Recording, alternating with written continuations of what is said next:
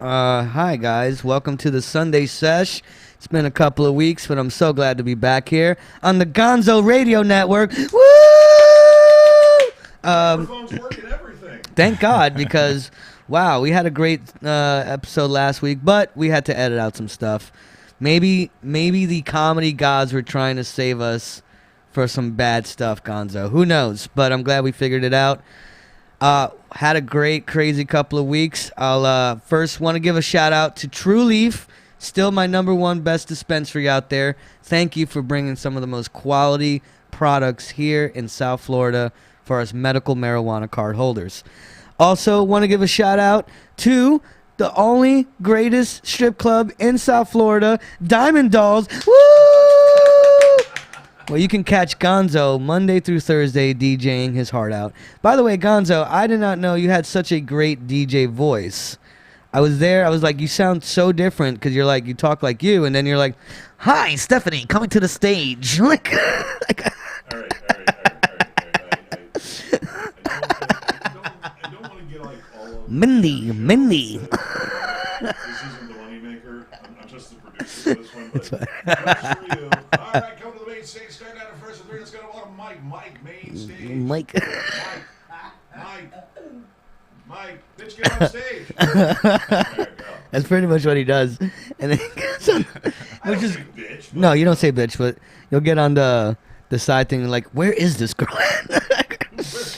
Where are you? Crazy. Man, I went there Thursday thinking, like I made the classic mistake that any single guy who thinks he has the willpower to withstand, those temptations. Gonzo was like, come out Thursday, I'll get you in for free. So I got off my work shift and I figured, hey, I'll have like a beer and watch some ladies dance and get out of there and it won't be that expensive. Well, ladies and gentlemen, 2 hours later, I was $400 in the hole. And it was great. And when I say in the hole, pun definitely intended. Pun intended, people. And they were amazing. They were great women out there. They No sex in the champagne. no sex in the champagne room at all. There's nothing like that. But they hug you. They take care of you. They make you feel loved, where you can go back into the world and know you are a human being that can socialize once again. So thank you. What was her name? Luthana? Exactly. Whatever. Does it matter? Does it really matter? Just go to Diamond Dolls. You'll find one of them. So I'll tell you real quick about my last night. Had a really crazy time as well. We had a great show at the Robot Brewing Co. I have actually the owner here, Alan Steen, in the house. Robot Brewing. Thanks for having me. It's gonna be great. We'll definitely talk to Alan real quick, but I wanted to tell about last night. We had an awesome show. Mike Kaplan was in the house, and I was at home trying to figure out everything about the show, get the guest list together, promote it. I get the call from Miami. Hey, we need you here for a 420 show. I am not making this up, people. 420 show, Saturday in Miami Improv. You have to get here in an hour. I live in Boynton Beach. So got there, and it was raining terribly. I'm trying to get down there. Luckily, another comic, which Alan knows, Blake Woodrow, he was just there just to come show support. So they decided to give him a host spot. He's never hosted at the Improv, so I kind of was like, yeah, why don't we go with that? Blake hosted, did a great job. I get there literally at 4:19. The show's about to start in a minute. Everyone's cool. Go up, have a great time. Rush right back down to Boca. People are having such a great time. Casey Connolly, the host, was killing it. She is good. She's Casey's a great energy, man. And it was just like one of those awesome days where I got to perform live in front of an improv crowd, and then got to go and perform live in front of the robot crowd, which is equally as amazing with that show, with that room and the acoustics. You really Some can would hear. say we're better than the Miami Improv. I would say that. I would say, some shows can be better than the Miami Improv, but as a comedian, it was just really cool to, just hit up a couple of venues within the same day. And then end it at the greatest place in the world, Robot Brewing Co. Hey, there you go. know, I mean, sounds like a perfect day. you always save the best for last, is what I say. Speaking of saving the best for last, I want to introduce once more again Alan Steen. Alan Steen is the owner of Robot Brewing Co. He is my guest for today.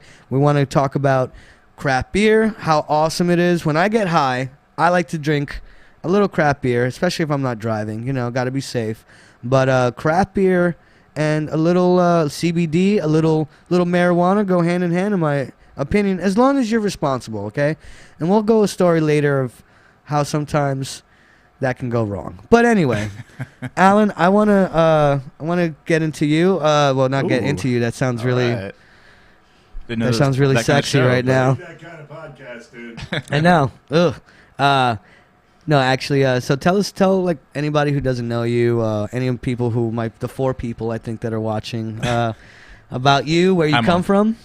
Yeah, I'm from Gainesville, Florida.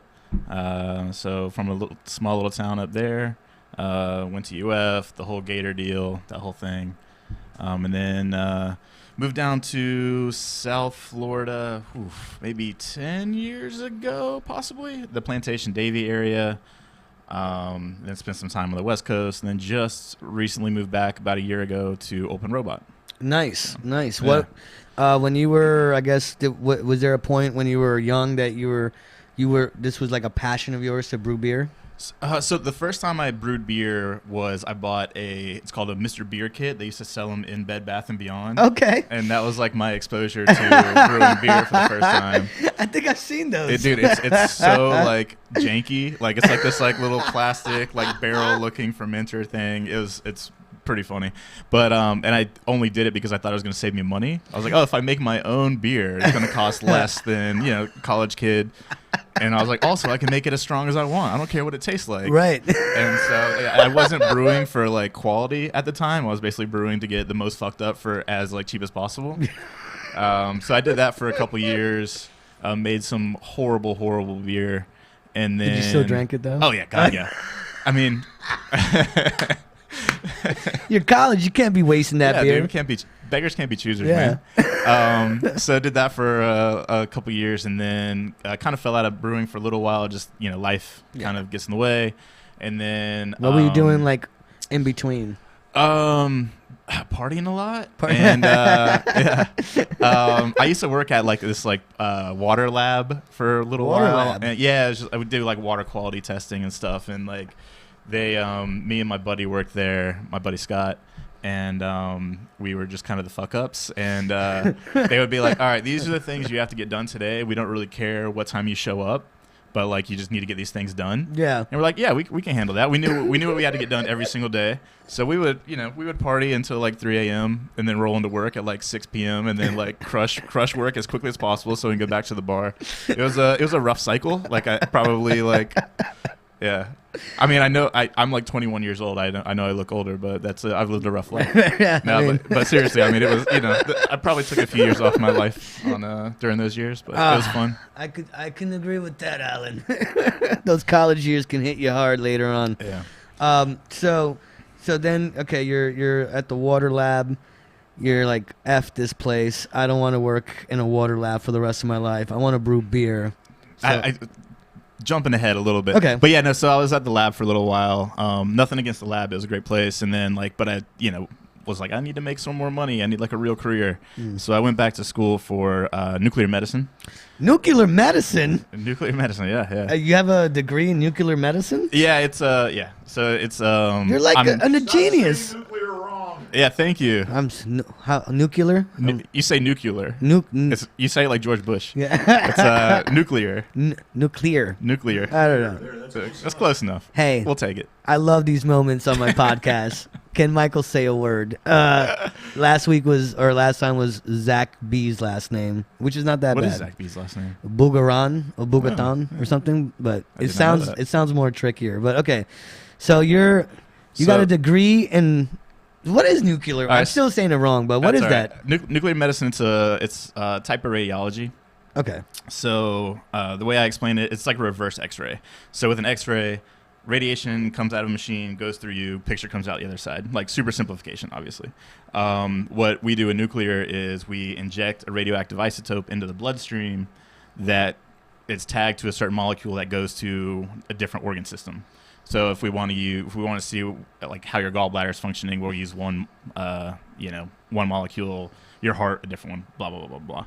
But the radiation basically gets collected in those organ systems, shoots radiation out of your body, and our cameras detect it, and we build pictures like that. That's crazy. It's pretty insane, honestly. Like That's the idea crazy. of nuclear medicine like blew my mind when I first I was like, this is the craziest shit. And then I started studying, and I was like, this is still kind of fucking crazy. Yeah. And then once you get into it, you're like, oh fuck, I'm doing the same thing every day. So Yeah, it gets sounds it's monotonous. really cool. Like the idea behind it's really interesting. But once you're doing it, it's just like any other job. You're just like, fuck. Yeah, it's that monotonous. Like I've recently come to the idea that I just am not going to be happy in an office setting. It's just I thought it ended there. well, I'm just yeah, not that going to could- be happy. Oh, yeah, maybe I'm not going to be happy. Well, actually, I'm feeling pretty happy today. I'm happy to be Good. here with you. You know. too, man. By the way, thanks. You definitely brought some great beer for me to be happy. If I'm not happy with this awesome beer, what's the beer that you brought with us? Yeah, shout out. This is actually not one of our beers. I'm really bad at this. I always promote other breweries when I'm doing things like this. I've seen So I'm that. actually wearing another brewery shirt too. But this is out of West Palm, Steam Horse Brewing. Okay. Relatively new brewery. They're owned by the same people who own Tequesta Okay. and Twisted Trunk. They do really good stuff. That's actually the first time I've had a few of their beers. First time I've ever been able to check out the brewery. Cool spot. Yeah, no. So we'll go back to you're doing your thing. You're like, I don't want to do this job anymore. And so how do you get the ball rolling? Like how, I'm sure you're like, I wanna brew beer. This is my Sure. passion. So what was step one? So I started brewing as home brewer is how pretty much everybody starts. Obviously, nobody just jumps into professional brewing. But yeah, so my wife got me a slightly step up from Mr. Beer kit for my birthday one year, and so we started brewing that, and then basically it just kept expanding and kept expanding and kept expanding. So we kept adding more equipment to make better beer, and it basically became. So the thing about nuclear medicine is that my old boss is gonna love to hear this if she ever sees this. But Shout out, old boss. yeah, shout out Kelly. And so the the thing about nuclear medicine is once you get somebody on your camera, some of our tests take 2 hours, Oh, wow. and at that point you're just babysitting. You're just like, you doing okay? Yeah, cool. Let me go back to doing what I'm doing. Yeah. So I basically was reading about brewing. If I wasn't brewing, I was at work reading about brewing in between saving people's lives. Yeah.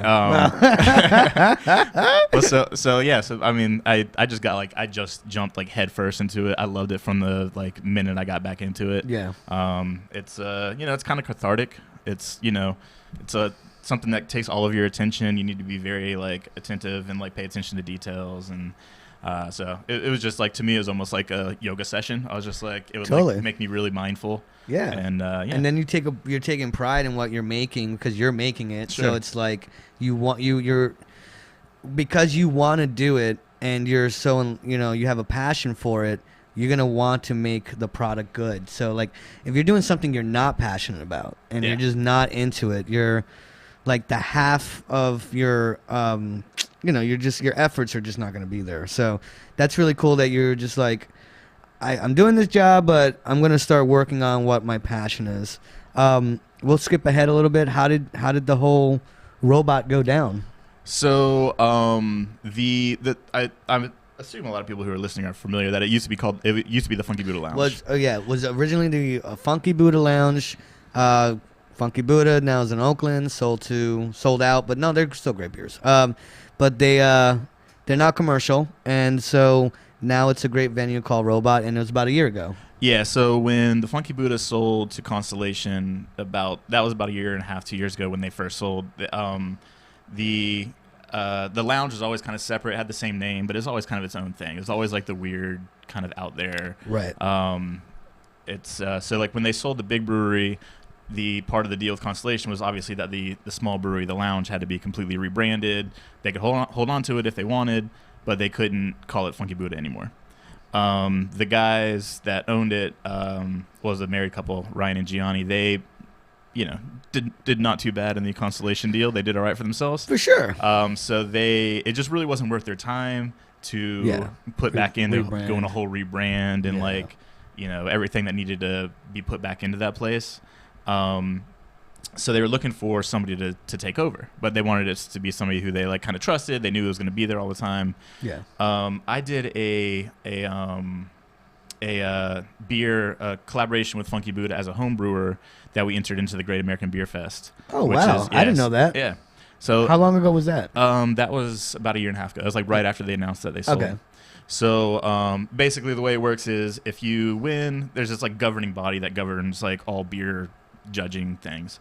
And if you win a contest that's sanctioned by that governing body, as a home brewer, you can enter any beer with any brewery that wants to pair up with you. You can pair up and enter it into the Great American Beer Fest, which is like the biggest beer fest in North America, definitely. Like I would venture to say it's one of the biggest in the world. It's just Probably. It's insane, dude. Yeah, I think I've heard of it. It is. It's just I'm not like that deep into it, but like I've heard of these these festivals where you home brewers can, you know, have these judges try their beer. Sure. And then you win, and now you have like now you can blow up overnight, pretty much. And it's like beer at Mecca. It's insane. So we entered a beer. One of my recipes we brewed on the system there in Funky Buddha, put it on tap there, which is like as a home brewer, it's like your dream. You're like, this is insane. And not only just to be on tap at like a brewery, but the Funky Buddha, you're like, this is ridiculous. At that point, because you know a lot of people who don't know the history. When the Funky Buddha originally opened in Boca in that plaza. Was a very small, maybe can fit 30, 40 people, would be packed. And then it blew up 10 years of it being pretty much, they got in at the ground level when not a lot of craft beer places breweries were in that area. So their timing could not have been better. No, and it became a legend in South Florida. So when we were out in Denver, Ryan and Gianni, they actually just won a silver medal, and it was actually their first. They make such good beer, but like they do weird beers a lot, and to win contests like that, you need to brew to style. So they're like, you need to brew a Dunkelweizen that tastes like a Dunkelweizen. Like if you start throwing too many weird shit in there, the judges get confused, and they're like, no, like my brain's gonna explode. So like they had never actually won a medal out there, which is surprising. But then that was the first time they ever won a medal. They won silver. Right after they won, like we were all kind of celebrating because I got to be at the usually it's like a brewers only thing. Only professional brewers are at the contest, at the award ceremony. But like since I had a beer in it, I got to be there too. Nice. And spoiler alert, we didn't win. But it was still so cool, like to see like these people like, you know, winning awards, and it's like kind of like an up and coming like actress being at the Oscars. Yeah, to me, like it really was. Sure. I was like, this is fucking insane. This is so cool. Like seeing these people's like dreams come true, and like such a big moment, you know. But anyways, right after they won, Gianni mentioned she's like, so you ready to buy the lounge now? And I was like, what? No, like what does that mean? And then a couple days later, my wife and I, we were heading back to the airport to fly back. So we're heading to the Denver airport. We had just consumed an edible that was kicking in a little earlier than we had planned on. If you're in Denver, you know. Yeah, our timing was not great on that one. So we were taking this like pretty long Uber ride back to the airport, and we were both like looking at each other like, this shit's kicking in. And I mean, my wife did not participate. It was just me. Yeah. And exactly. Yeah, you know what I mean. And so, anyways. Don't let that out in the post. So anyways, my phone blows up and it's Ryan, and he texted me and he was like, yo, dude, like just so you know, I'm dead serious. If you want to buy the lounge, like we'll talk about it. Cool. And I was like, fuck. I was like, I'm too fucked up to handle this. And I just like texted back. Like, I think I just text back like a thumbs up emoji or something. Yeah. I don't know what to say. We'll talk. That is actually a great story that, you know, you ate an edible. That has to be like, you're like, because if it was me and I was really messed up, I'd be like, is he messing with me right now? Yeah, like, sure. I think I just like showed it. I just like didn't really even say anything at first. I showed it to my wife, and her eyes were just like, what the fuck? And I was like, I don't know. Well, that's man. Cheer. Well, you don't have any more beer, but cheers to that. Thanks, man. I'm really glad that because when it was all going down, you got to understand my perspective, right? Sure. Funky Buddha has a name. We're going to be changing. It's going over. There's a new owner. And I freak out, you know. I start to think the worst. Like, this person's going to come in. They're going to take Wednesdays away. They're going to fire Mike Cintron. You are not who we need. And so I was like, I remember the first time I met you. It was it was still in the transitional period. I think you just like signed a deal and was checking it out, and I could feel in the room. I am not making this up. In the room, I felt the aura. I'm like, the new owner is here right now. I could feel it. He's hiding in the audience to watch what's gonna happen. And I went to Miles and I'm like, "Where's the?" I didn't say hi. I'm like, "Where's the new owner at?" He's like, I'm like, "I know he's here. Where is he?"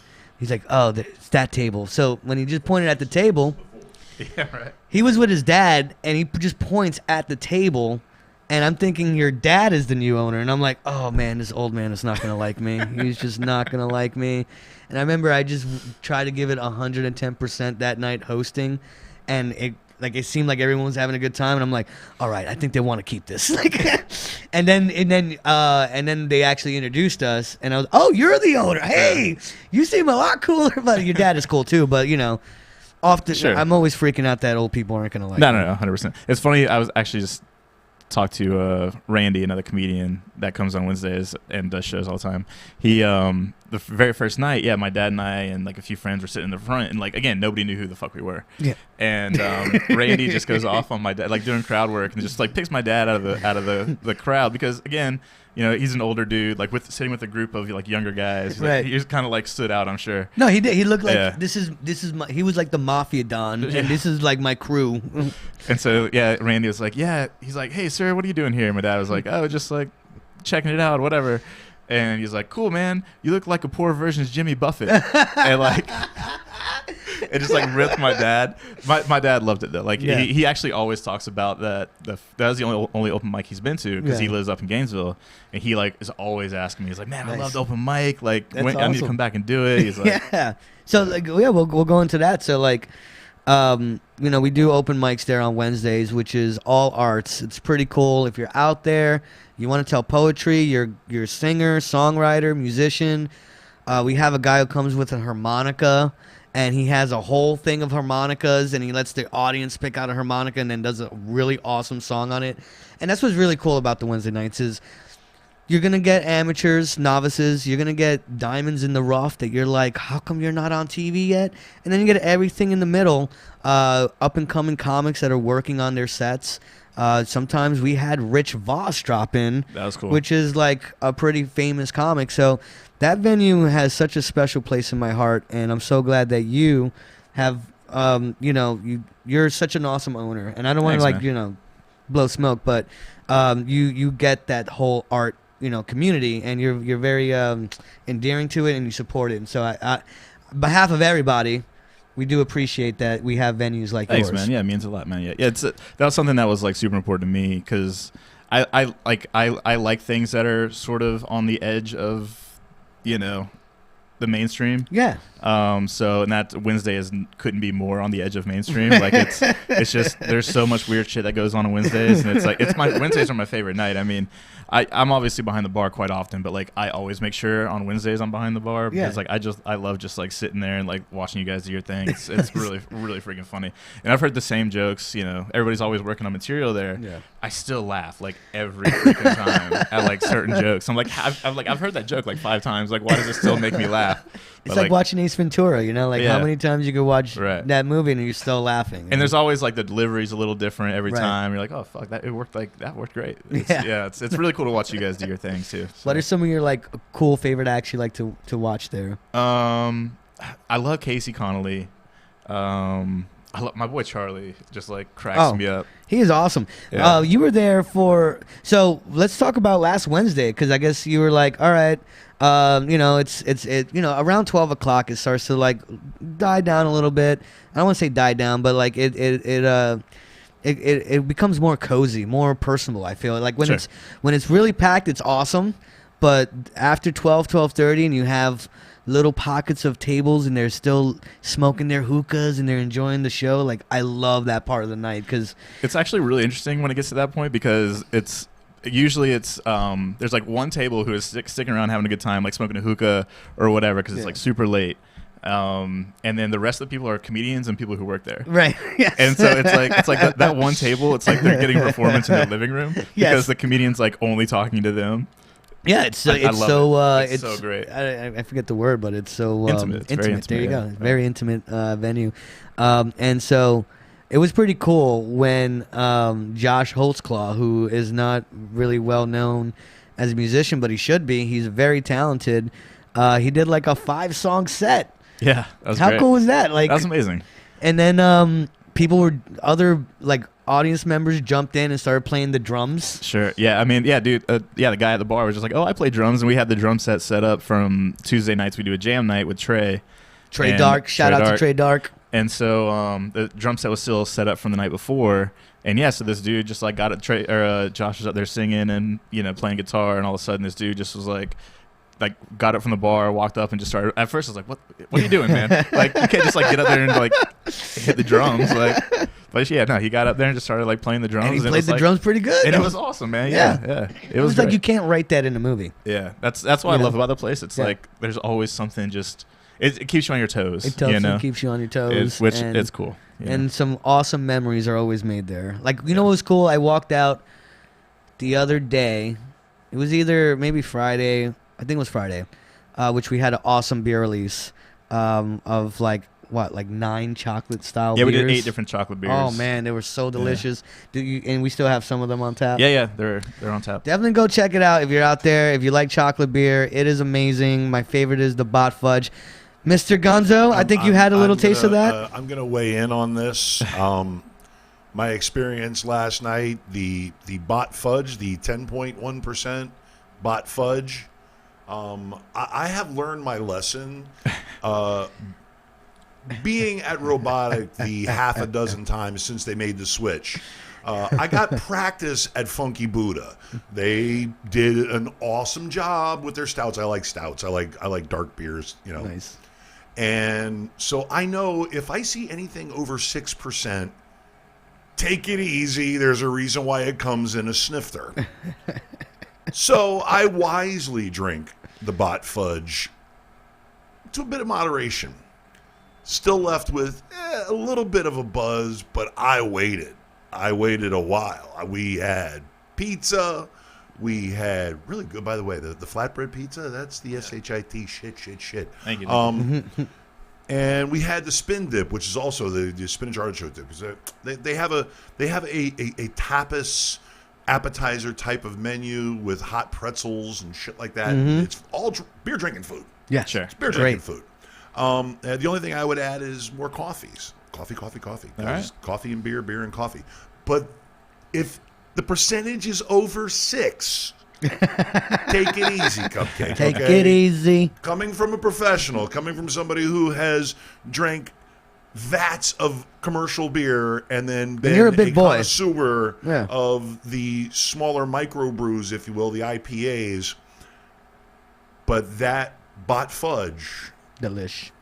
Keep that formula around. Don't let anybody see it. Very nice. Awesome. You like a stout. You like a good stout with a little to it. Yeah, very good. Appreciate it, man. Very good. That's definitely a crowd favorite for sure. Oh, yeah. It's a chocolate fudge, or it's like a chocolate sundae beer, basically. So there's vanilla, chocolate, like cocoa nibs, and Not that peanuts. sweet though. Yeah. It's got a good bite to it. Yeah. Yeah, it's not overly sweet. Yeah, I like it. I don't even like mint, but you have a chocolate chip mint beer that I was like Kevin Javier loved it last Dude, night. I feel the door guy. same way. Like that, a mint just to me, like I'm not a big fan of it, but it's pretty subtle and it like works perfectly. Yeah, I'm it's, like, you got holy the shit, right this is- amount. yeah. And then his buddy loved the Smart Dust. 'Cause he wanted the Acai, but I was like, it's tapped out. But I was like, I Yeah. think you'll like the Smart Dust. He had 2. He had Yeah, 2 of them. Smart Dust that's actually one of my favorite beers that we've done in a very long time. It's a sour, hazy IPA. It's Man, you guys have been pretty on a gangster. roll, man. This thanks, year, man. 2019, I've been very impressed with your beers. So Thanks, if you're man. out Appreciate there and you're a craft beer fan, telling you, stop by. When is happy hour there usually? Monday through Friday, 4 to 7. 4 to 7. That's happy hours that you can be making some friends. That's what I was going to say also.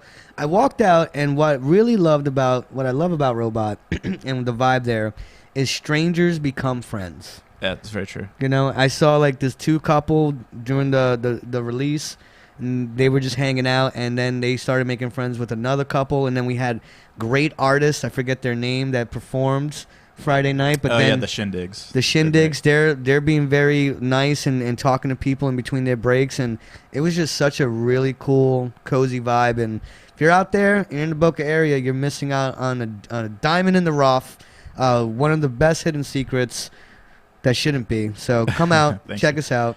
I'll be there Wednesdays, and I work behind the bar and stuff. That's one of the coolest things about Wednesdays to me is seeing when somebody's going up there and they're like, it's their first time on stage, and they're like tuning their guitar or whatever, and like, usually, you know, somebody who's like done it a lot knows you need to be like tuned before you get up there. And they jump on. Yeah, but so like, you know, they're struggling a bit, kind of like getting nervous, start to sweat, cause they're like, oh, I should be already playing. Oh yeah. They're like, you know, starting to panic, and then you see the whole crowd just like start to cheer them on. Oh, like, I love that. I love that so Come much, on, bro, man. you could do it. It like warms my heart. I'm Yeah. like, oh, this is so great. There's like, there's still good people out there, you know. And then the person goes out there and it's horrible, and people still. No, I'm just kidding. Like, even if they are bad, like people always like clap, like you know, which is very rare. Very so rare. have people become obnoxious or rude or they heckle. 99% of the time, people are very respectful. Look, are they going to laugh at everything? Or are they going to be like clapping at everything? Or, you know, you got to bring your talent. You got to bring some good meat to the table. Or, man, I keep saying like weird stuff, but like, you know what I'm saying? You got to bring your, you got to bring what you got to bring. And then if the crowd, you know, Caesar's thumbs up or Caesar's thumbs down, and that's what the crowd is, but they'll never like, get the F off the stage or anything like that. Like, people are usually, they'll give you your moment. They know you got about 5 minutes, so and that's what's so great. It's like, all right, it's like a caveat. It's like, all right, well, you didn't like this act. Here's another one, and then eventually, within an hour or two, you're gonna find a good 5 to 7 acts that you were like, that was good, that was great, that was, you know, interesting. You know, like you walk away with an experience. Any big events you want to put out there that you have plans? So I should have been prepared for that.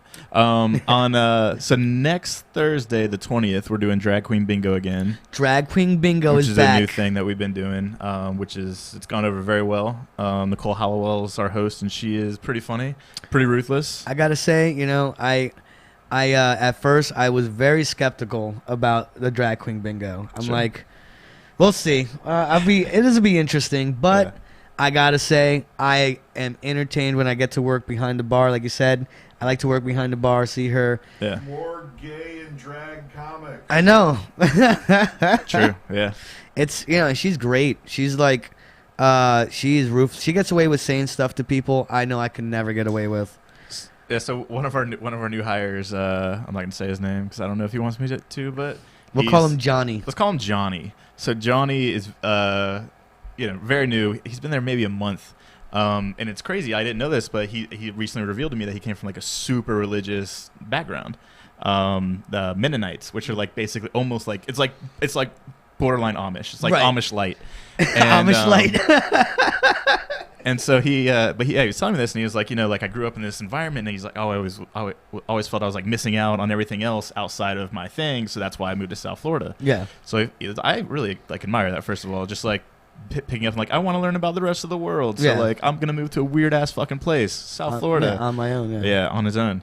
But anyway, so he got a job with us, and I was like, I threw him into the fire. I was like, he's gonna work the first, or he worked good. Yeah, he's gonna work a Drag Queen Bingo, and sure enough, like he was like laughing, he was really enjoying it. But at one point, Nicole Hallowell like calls out to him and just starts talking about how girthy he looks like he probably is. Yeah, and he's got red like, in the face. Yeah, oh my God. I was like, man, he got so embarrassed. Poor Johnny. Yeah. But man, he handled it well. He's you know, he's I feel like he looks like well, skinny Clark Kent.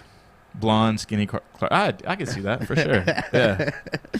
He could be, actually, you know what? If they wanted to cast a young Superman, like a new reboot, like screw that last dude, you know, whatever.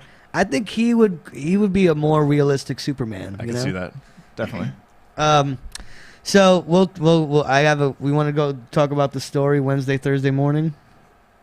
Yes. Is that cool? Sure, right. Man. Let's do it. Because, you know, when you're out there, and we talked about when you're smoking and you're having a good time, enjoying your medical marijuana. I mean, there's actually a report that came out recently that said all marijuana use is actually medical, whether you know it or not. And so I like to sometimes have a craft beer, go home, smoke a little J, and call it a night. Sometimes it can go crazy, and I have some really good stuff. What I do is I have I'll show everybody. This is the pen, and these usually have like a 40% THC level in it. I had another pen which I don't have on me, and that is usually called Shatter or Crumble, and that has about a 90% THC into it. And so I wasn't thinking. We were going to go hang out after a great Wednesday night. We went to hang out at another local area, and I don't want to give them props, but because they're not really a brewery. They have brewery in their name, and they're not a brewery. Yeah, how do you call yourself a microbrewery How when do you you don't do actually that? brew beer on site? You know what? I'm a model, okay? Let's do that. Hey, there you go. So we go there, and on the road, on the drive there, Alan jumps into my car, and Charlie's in the back seat, and I hand Alan my strong pen, and I'm like, here, if you want to take a hit, and he's like, sure. Alan's having a great time.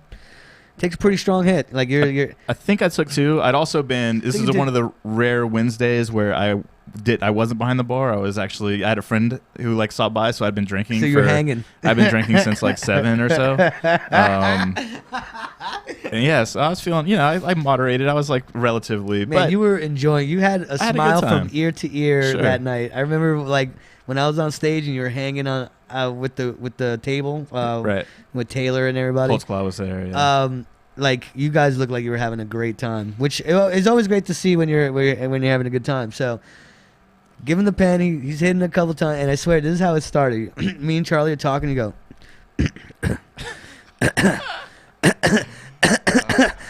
Typical. And I'm like, Charlie, get him some water. And Charlie goes in the back of my car, and he's scrambling around for water bottles, and he finds one half-drank water bottle and gives it to Alan. He's like, you sure you want this? He's like, I need whatever. And Who knows how long it's been in your car too? probably for a little bit. Sure. And you chug it, and you seemed okay. And we get to that venue, Microbrewery. that fake microbrewery, and things started to go downhill. Yeah, a little man. bit. Yeah, we sat down. We made it to an outside table. I felt all right going in there. As soon as I sat down, I just got the spins. I was like, holy shit. Yeah. And everybody kept coming by. This is great because I'm with my staff, so it's fantastic. Yeah, that's the way you want your staff to see you. And and so I was like, everybody kept walking by. Alan, you all right? I'm like, yeah. Do you want a beer? I was like, no, God, no. God, no. Just give me water, please. And somebody got me water and just was not going away. And eventually I was like, Mike, I got to get the fuck out of here, bro. You're like, I got an Uber right now. I'm like, no, I'll just take you back. And then you got up, but you put your arm over me, and I walked you out of the bar, and I'm so much shorter than Alan, so it just looked like people were cracking up as we're walking by them. There's little guys walking out Alan, and then it's like I was your dad, your drunk dad. You had to come pick me up from the bar. And then we drive. I get him to back to Heaven on Earth Robot Brewing, and he's like, "Hey man, can you help me get out of the car?" So I'm like, "All right, no problem." I get out. I open the door, and then you do this. You go, and I'm like, "I don't know what that is." I'm like, "What?"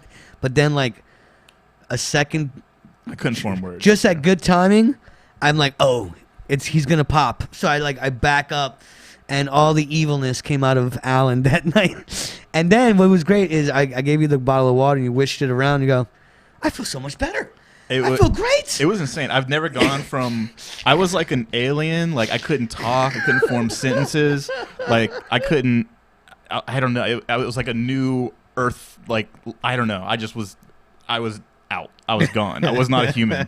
And then all of a sudden, came back in your face. I was ready to run a marathon. Not a marathon, but I was ready to run You look like you wanted to hang out some more, and you were like, maybe I should go to bed. But no, I need to go to bed. You were like, man, I feel great. I really did. It was insane. I've never experienced anything quite like that. I was glad walking away that you were in a better frame of mind than in the car, because I would have felt bad. And I do apologize. I will always stick to the lower stuff Sure. for, Yes, for yeah. anybody. So actually, Mike basically saved my life And after only- trying to kill me. right, basically, So, yeah. that usually sums up most of my friendships if you think about it. Speaking, I want to just touch real quick because we sometimes like to talk at the bar, and you brought up you felt like an alien. I did feel like- yeah. Do you believe that there's aliens out there? And if so, go ahead and explain. All right, I love this. I do believe that there are aliens out there. Okay. I don't necessarily think they're what people think of. I don't think that we've been visited by aliens necessarily. Okay. And I don't know what these aliens look like. I don't know if they're the big-headed things, but I mean, for us to be so like conceited to think that we're the only life forms in this huge ass universe, I think it's fucking insane. Totally. Like, there's definitely something out there. We Even just in haven't our made contact galaxy, yet. there's a great possible. Yeah, it's of, ridiculous. like- Yeah, it's like the thing is so big, and like the Earth is the only like planet that's figured it out. It's pretty dumb. arrogant of It's humans, very but arrogant. Yeah. that's how we've always. What do you think? I think there are aliens. I think that the aliens that people talk about, the ones that like anally probe you and stuff, that they're actually us from the future. Like we fucked up the dude, wow. future, right? Like All right. like thousands of years in the future, like it's like terrible. And so humans have realized how to time travel, and they keep coming back trying to like alter their future so it's better. But it's like that classic story where you keep coming back and you change something, and so this one bad thing is gone, but now this other bad thing is affecting your future. Interesting. And so that's what I had a theory on that. Also, I think maybe that Mars at one point, Which is had part people. of part of the moon. Part of the moon. Mars is part of the moon? It's a Trump thing. Oh. You- Man, I was like, wait, you're going to drop some conspiracy theories on me now? Right? We'll talk later. We'll talk. But yeah, Cool. he basically said that. I don't remember how he phrased it, but it was some Mars tweet is America? that said that we should be trying to go to the moon, to Mars, of which the moon is part of, or something. I don't know. I'm not going to go off on it too much, but It's in outer space. it made no Right. sense. Yeah. Well, they said, recently they have some studies that they show that there are there's a big possibility there is a life form on Mars, but like you said, not what we think of, more like, Right. bacteria and stuff like that. But, so my theory is Mars was an Earth. They fucked it up like we're fucking up our Earth. So then they sent their panspermia to Earth, through... Is that a real word? Is that a real thing? Panspermia, yeah. That's a real thing, or That's did what you they make that call up? it. They call it Okay. panspermia. Interesting. It's when like bacteria from outside of our Earth comes into our Earth, and then that bacteria now formulates with the water and then starts life. Okay. I know it's a crazy thing. No, but- no. No. That sounds like kind of legit. So yeah, Reasonable. so then they send their essence, Sure. panspermian. I don't know. They're busting nuts on Earth, right? and then we come out of the primordial soup, pretty All right. much. That sounded really... I don't even know how I pulled half of those words That's very out of my impressive. ass right now, but I watch way too much Ancient Aliens. New Men in Black, by the way. I'm I'm excited to see I that. love Tessa Thompson. Oh man, So- I think they saw her and Chris Helms, whatever his name is, Hemsworth, in Thor, the Ragnarok, and they're like, they have such great, on-screen chemistry. We're just gonna make and it's such great. Like, they definitely go well together. I Yeah. don't know why, but I don't it's beautiful, refreshing. And this one's based on a true story. I love interracial relationships. So when I see that, I'm like, that's America. Well, we're about out of time. It's been a lovely time. Yeah. I had a really great time. Gonzo, thank you. Appreciate it. I want to bring you back because I feel like we only scratched the surface. Yeah. Of a lot of things. We can scratch more stuff. More gay innuendos, but it's fine. I love you. Thank Love you you so too, much man. for coming. Thanks for having me. And I think that's it. Sesh out. Shout out to Gonzo Radio. Have a good Sunday. We'll see you next time. Peace. Tell them about the sports show at 6 o'clock. Okay, all right. Real quick, here's some credits. Sports show, 6 o'clock. Stay tuned. I have come out Dada Tuesday nights. Every Tuesday but the first Tuesday, I run the comedy night there. Or if you're in Boca, come out, see Trey Dark doing jam night. Great music night, especially if you're a musician. Great time to get on stage, get that stage time in. Wednesday, I'll be there. It's an all arts open mic. Usually Trey Dark is there too to help me out. And we have music, poetry, comedy. If you're out there, you're a magician, you know how great dog act. I don't know. We can't do like flame throwing though because we don't want anything to catch on fire. That's but true. Zach B actually wants to talk to you about doing like if you have a big event, like if you want him to set up somewhere outside and he'll do like a flame throwing act for you. Can he juggle? I think he can juggle. Like I'll give him his info. It seems pretty. He was gonna do it here. Rocky. He does a flaming sword thing. He is a real life Dothraki. He was, check out the last episode. You'll get to know about Zach, and I'm gonna bring him back here because he was another guy. I definitely felt like only scratched the surface. Tuesday Dada, Wednesday Robot Brewing, Thursday, I don't know. I'll probably be working for Drag Queen, so come out for that. Any other things that are coming up? I know we have Dean Napolitano at the end of June, last Saturday. Great comedian. He's been on TV, the Improv, Comedy Central. So we'll get that up there. Definitely look on your social media in the next 24 hours. You see that popping up. And other than that, I know you have some great music acts coming through. Yeah, let me go through the list here real quick. No problem. We'll make it quick. But, every Monday we have trivia. Every Monday Tuesday, trivia. Jam Sesh. So the 15th we have Heavy Cream. They're awesome, local band. The 21st we have Good Rosé. Just a whole bunch of really good bands coming up, man. Really great bands. We always have the best local bands, and it's a really cool intimate venue. So it's like you're basically right on top of the band. It's great. And you know what? This is why it's a great venue. Great beer, great stage, awesome vibes, great service. 5, I know I need more things, but Alan is there, and he always wants to make sure you're having a good time. So you don't get that at a lot of places, which is it makes or breaks a lot of places for me. Like you can go somewhere, they have great food, but like if the service is crappy and people just have a bad attitude and you don't feel like they're happy that you're there, then it's like, well, I won't come back here. But sure. It's like home away from home at the Robot. Thanks, and I man. hope you guys can experience that if you're out there. Make Robot your home away from home. I think that's it, right? I think we're good? Sure. All right. I love you guys. Peace out. Sesh out. Smoke weed. Bye.